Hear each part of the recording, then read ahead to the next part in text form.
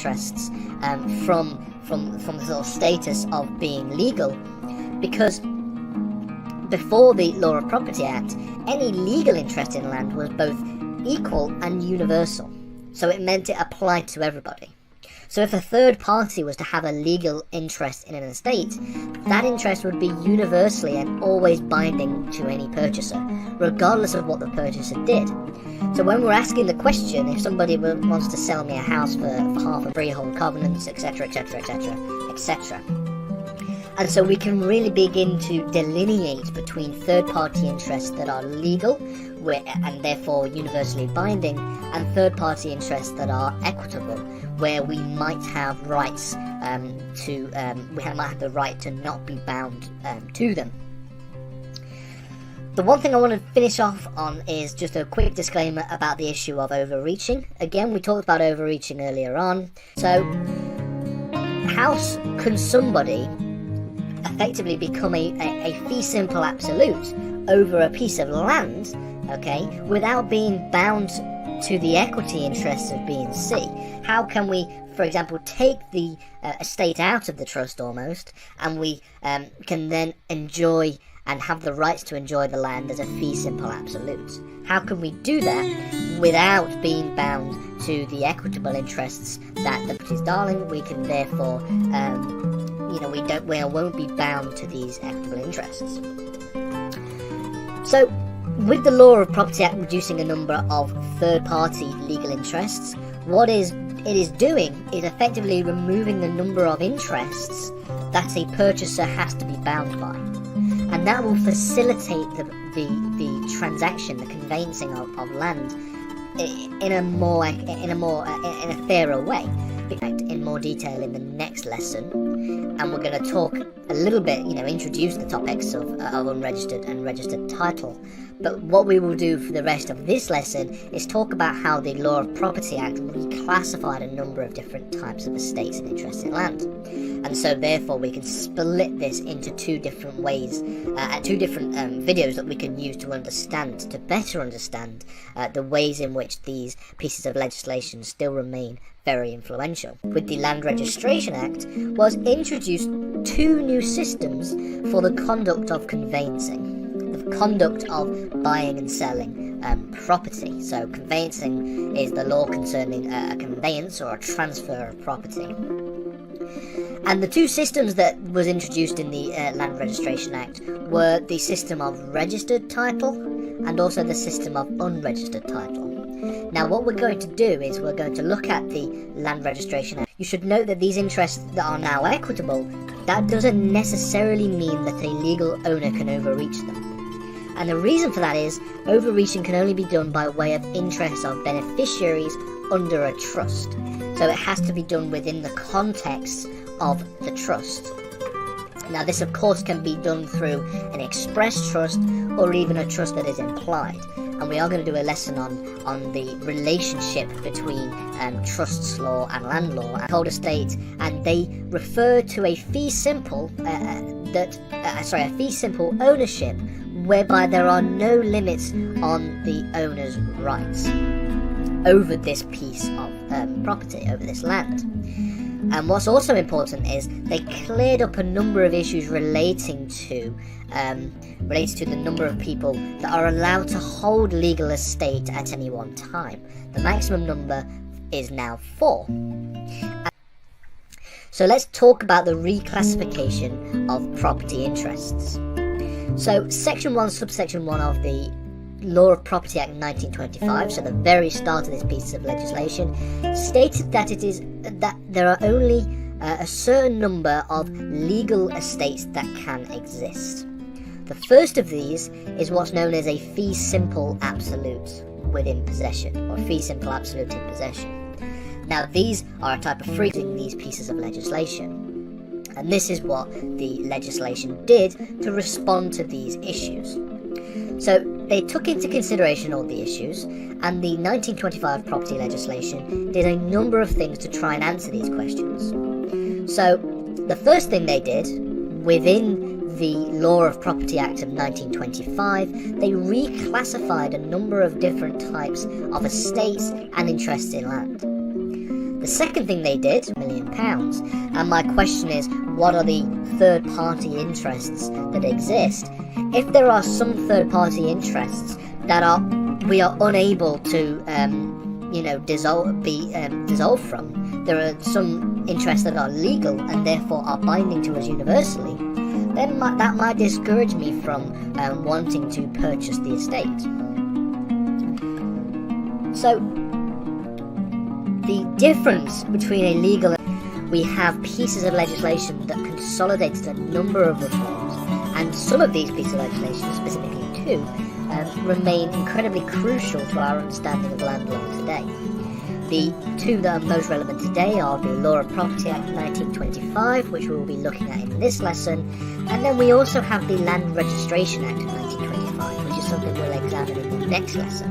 Although you should note that while we have the Land Registration Act of 1925 rights, so the nature of proprietary interests in land, and also the types of interests that one can have over different areas within land law. So let's have a look at how we can understand these pieces of legislation. The motivation for these two pieces of legislation, the rationale, the reason why we want to consolidate the law relating to land beneficiaries, B and C. How? Well, the concept of overreaching was introduced by the Law of Property Act 1925, and what it does is it allows for the purchase of property that is held in trust, like in this example, okay, but in such a way as to devolve their obligations in equity, as to get rid of their obligations in equity. They can basically enjoy their interests in the land as a third-party legal interests. The two major ones exist as easements, and we also have mortgages. These are two examples of third-party interests that are not equitable, but they are legal interests. And then for the most part, the rest of third-party interests can only exist in equity. These include, but are not limited to, things like life estates, reversionary estates, estoppels, and fate is the second kind of legal interest that somebody can have over a piece of land. Under Section 1, Subsection 2 of the Law of Property Act 1925, it is stated that all other interests that can exist in the land will be reduced to equitable interests. So it defines the two legal interests that can exist within land, and then it reduces the rest to Property Act 1925. What the Law of Property Act actually did to make it easier for the transferal of estates from a particular person to somebody else, the buying and selling of land. So the history of property legislation is quite interesting. Our understanding of land law today can really be traced back to this key moment in 1925, where a number of crucial reforms were made. The Law of Property Act of 1925, we'll talk about the rationale for making a number of reforms, a number of questions that arise when we're talking about issues relating to conveyancing, and also talking about issues relating to the purchase of land, the issues relating to third-party interests in land, and then talk about how these issues and how these questions were answered by the Law of Fee Simple Absolute, but without having any kind of obligations to the beneficiaries B and C. Now, the way this is done is something that we're going to talk about in a lesson when we talk about unregistered title, but the process of overreaching involves a number of procedural steps that will eventually allow a purchaser to take the property from the trust almost and replace the property with given notice of the beneficiaries B and C. You would be bound in equity by the interests of those beneficiaries. You'll be bound to so you'd only be able to enter this transaction as a trustee within the benefits of the estate, and the benefits will still go to B and C. So there is no way in which we can sort of take the property out of the trust, as in a way. And this would cause a problem. Actions should be taken to facilitate and cheapen the transfer of land. So we're talking about how we achieve the transferal of land from one party to another, and how we make that process cheaper and by extension make that process more efficient. So this involved looking at the process of purchasing estate in land and how we can do this more effectively. And this will again extend to reducing some kind of something of particular value, often money. So for those who exist within the context of this trust, the trustee and the beneficiaries, the estate will be taken out and replaced with something of particular value. And this will allow for the a fair solution whereby the beneficiaries of the trust will get something in terms of value, or often it's money, and then the purchaser has equitable interests. Now, this doesn't include every single kind of third-party interest, which we'll talk about in a second, but it also reduces a vast majority of third-party interests that are allowed to exist as legal interests. And it's important to note that there is a distinction between a legal interest in land and an equitable interest in land. And effectively, it's important that we remove a bunch of third-party and be right over the estate under the common law, and then B and C would have rights in equity because it is held in trust and they are the beneficiaries of that trust. Now suppose that a purchaser comes along and wants to purchase this estate. Before the 1925 Law of Property Act, you can have, if you are given notice of the beneficial interest in the estate, if you're given interest of an estate by way of equity. Now what we mean by this is that suppose we have a scenario where there are three individuals, where the first person, A, has an estate in trust. They hold this estate within trust, and the beneficiaries of the trust are B and C, these two different people. Now, we have a system here where, under common law, the rights of A would have it before we actually go about going through this transaction. And these are questions that the 1925 legislation has to deal with. The first question is, how do I know that this individual really owns the estate? If they don't own it, then they have no right to sell it, and so they could just be trying to steal my money. So that is the first question that we need to ask if somebody is offering to sell you a property. The second question is, how do I know if there are any other third-party interests in this estate? Because if I have got legal third-party interests in the estate that I want to purchase, then if that's the case, I could be bound to them. I could have they could be binding onto me once I purchase the estate, and so it's important that we know what they are before we go about doing this transaction. Basically, equitable and trusts in land that arise from this relationship. But what this does do, this reduction, is it does allow for the legal owner to not necessarily be bound to third-party equitable interests, depending, of course, if it meets if the purchaser or the person who has the legal owner meets the particular requirements. The rights of being able to, has the rights to the interests in the estate as a fee simple absolute in possession of this piece of land. And again, we will look at this more when we look at unregistered land. But this is an example of the kind of messy situations that existed before the Law of Property Act that the Law of Property Act was able to change and be able to fix and solve in a way. So one thing, this was a piece of legislation that has been updated, and so when we talk about land registration and the Land Registration Act, we're mainly focusing on the Land Registration Act of 2002, because that's when we see the most up-to-date reforms of this area of land law.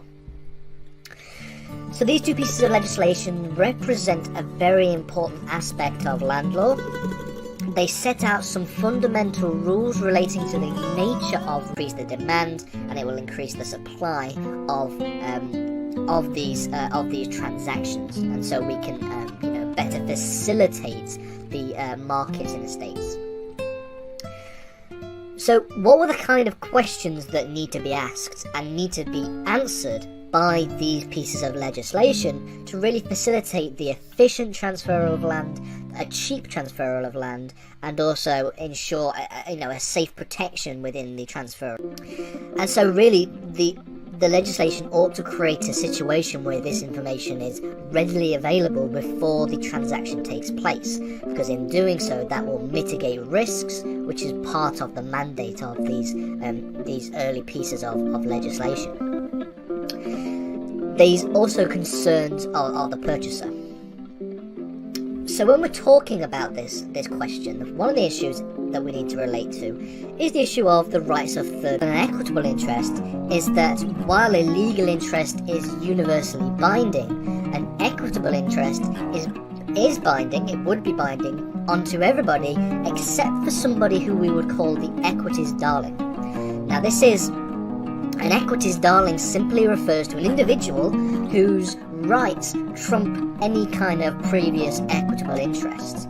So we can sort of quash our obligations to an equitable interest, because you might be discouraged from the purchase of property if you are bound to a number of third-party legal rights. If there are only equitable interests and they are, and we are able to have rights that trump these equitable interests, then we're probably more likely to be able to purchase the property. And so for the most part, there are only really two major legal interests in land and this allows for a system whereby if one of these people were to pass away, one of these four people were to pass away, they cannot introduce new people into this legal estate by way of a settlement in, for example, a will. They cannot leave this in their will because there are other people who have interests within, so they have legal interests within this estate. So this is one type of legal estate that can exist. And we will look at the content. We want to consolidate that into these pieces of legislation. There's a number of motivations. There are a number of motivations and questions and issues that arise when it comes to the buying and selling of estates, and so therefore we have to, and therefore this is what the motivation for this legislation was. So the committee charged with coming up with these reforms, the committee charged with, developing this legislation, it was given a mandate to, quote, advise what parties when it comes to interests in land. So as we've already mentioned, it's already been mentioned that the legislation has to better protect the facilitation of buying and selling property, the conveyancing, okay? But we also have to be mindful of any other third-party interests that exist on a particular estate. And the reason why we have to be mindful of these third-party interests is because they ought not to read that we talked about when we're talking about solutions to a number of issues raised within the conveyancing of title, is the reduction of legal interests. Because Section 1, subsection 1b of the Law of the Property Act describes the other kinds of estates that can exist in legal form, and these are known as leasehold estates. Now, we'll talk about this in a separate lesson, but a leasehold estate of the maximum of 4 and the issues of multiple people when we talk about co-ownership in its own separate lessons. What it also did was introduce a system known as overreaching, and this is something that relates to trusts in land. So before the introduction of property legislation, of this particular property legislation, a purchaser might be bound to obligations of the benefits of extra costs that were added on top of the process of conveyancing before. Also, within this motivation, within this mandate that we have, there is also the focus on the mitigation of risk within the transaction of the purchase of land. Because if we can reduce the potential risks in as far as we possibly can, this is going to have a great impact on the markets in estates. Okay, what I'd like to do in this lesson is talk about property legislation. Specifically talk about the major reforms that were made to the system of land law following 1925. A number of pieces of legislation were made. Talk about the changes before, the situation before, and then the changes that these pieces of legislation impacted. So we'll talk a little bit about the history of property legislation specifically, because if you're a purchaser who's been given notice of this estate being held in trust, then no matter what you do in the purchase of this estate, you will be bound to the beneficiaries, being C, who have equity interests in this land. They have equitable interests in this land. And this allowed for a system to be reformed, and we have the issue of overreaching in the land. Okay, our individual rights will trump those of the equitable interests that exist. And that's why it's important that the Law of Property Act removed a bunch of third-party proprietary interests in land from the realm of the legal realm, whereby they were universally binding, and into the realm of equity, whereby if we meet the requirements of their interest, if it has been determined that we are the equities darling. And this is something that is judicially determined. We're determined by the courts, but and there are a number of requirements that are needed to determine whether or not somebody is an equities darling, something that we'll look at in a later lesson. But if you meet these requirements, if we meet the requirements and we are designated or classified as the equities darling, we will not be bound to the specific equitable interest. Will be subordinated within this transaction. Because if you have legitimate legal third-party interests in a particular estate, then the purchase of this, the conveyancing of this piece of land, of this property, should not infringe on these legal rights and these legal interests that a third party may have. So we have what we have is a complex web of issues that need to be resolved using of land. Well, let's take an example. Suppose somebody offers to sell you a house for a particular price. Let's say it's an expensive part in the country, and they say they offer to sell you this house for £500,000. Suppose also that you want to take this person up on their offer and you want to purchase the estate. You want to purchase this house for the price that is set. Well, there are a couple of questions that relate to how that should really be answered